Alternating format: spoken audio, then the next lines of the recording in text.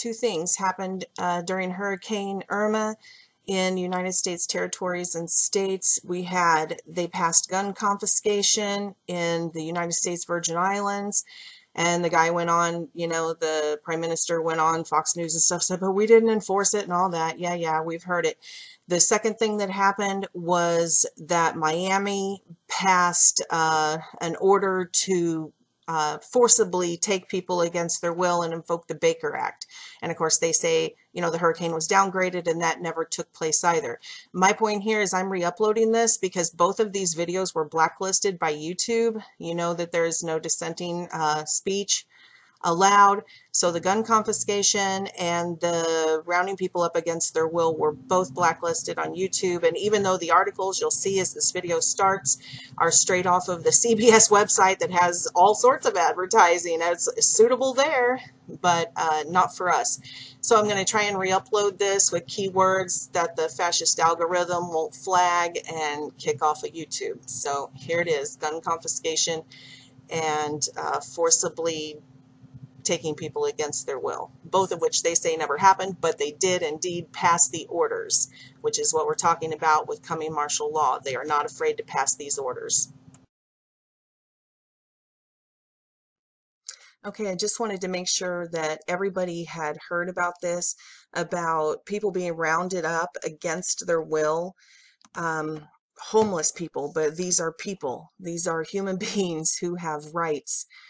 And, just because they don't partake in our materialistic, lust of, oh, they have to have homes and cars and keep up with the Joneses and, and all of that. And they got to, jump into the labor force, the slave labor force, and, be a part of serving these giant corporations, getting rich off of all of us working in this labor force.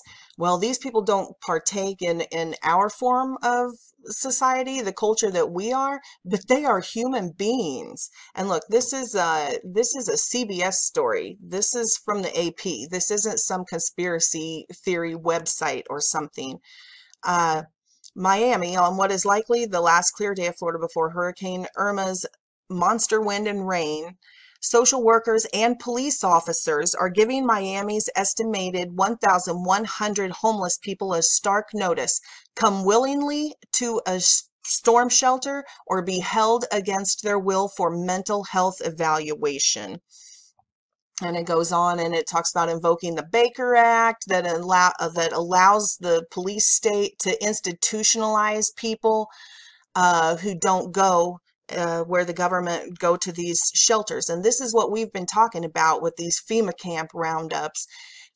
Here's another one. This was a long time ago. We were talking about in South Carolina, Columbia, South Carolina. It begins with the homeless, then another group, then another, until, well, just remember Germany. It isn't pretty. In August, according to MSN, the Columbia City Council unanimously approved a plan creating special police patrols that would enforce quote-unquote quality of life laws involving loitering, public urination, and other crimes not necessarily restricted to the homeless population. These officers would then offer the homeless a choice: go to jail for their homelessness or be shuffled to a 240-bed, 24-hour shelter on the outskirts of town, which they wouldn't be allowed to easily leave. If they want to leave, they must get permission, set up an appointment, and be shuttled by transport van.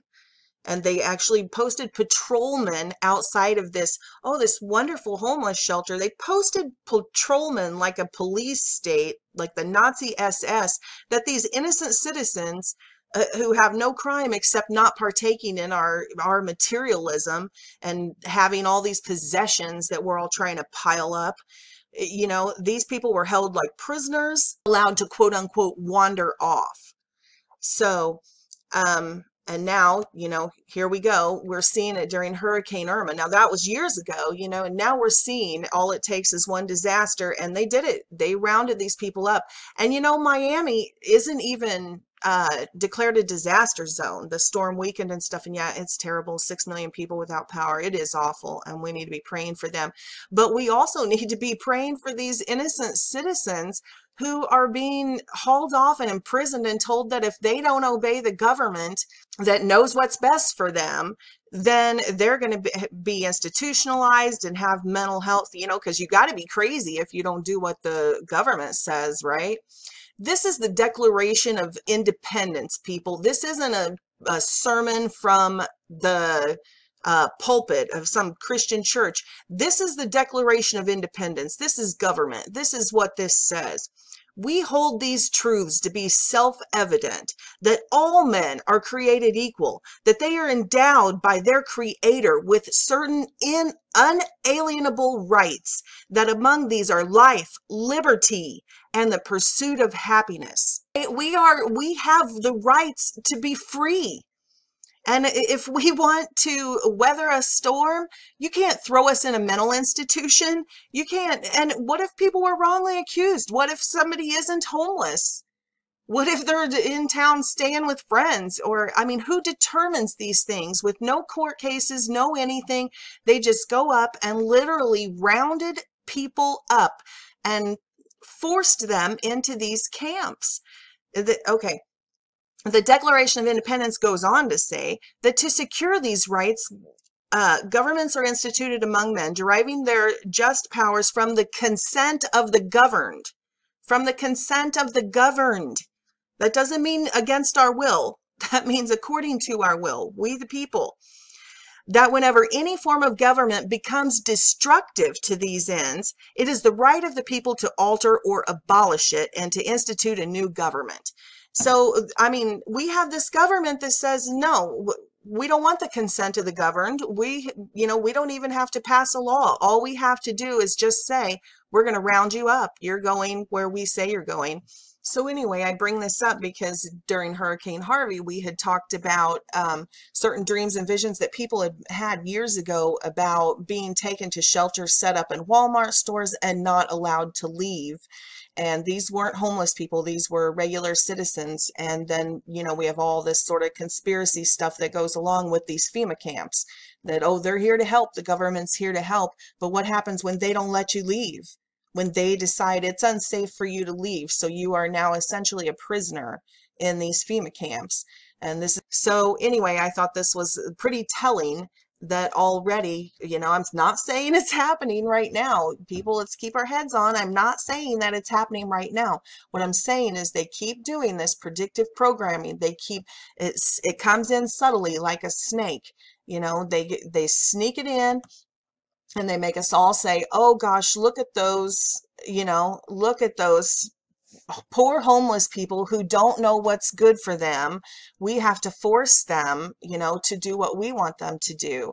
And, if they can't see that they don't have any freedoms or liberty and that we know what's best for them and we make their life decisions, then they need to be institutionalized. They need a mental health exam, come on.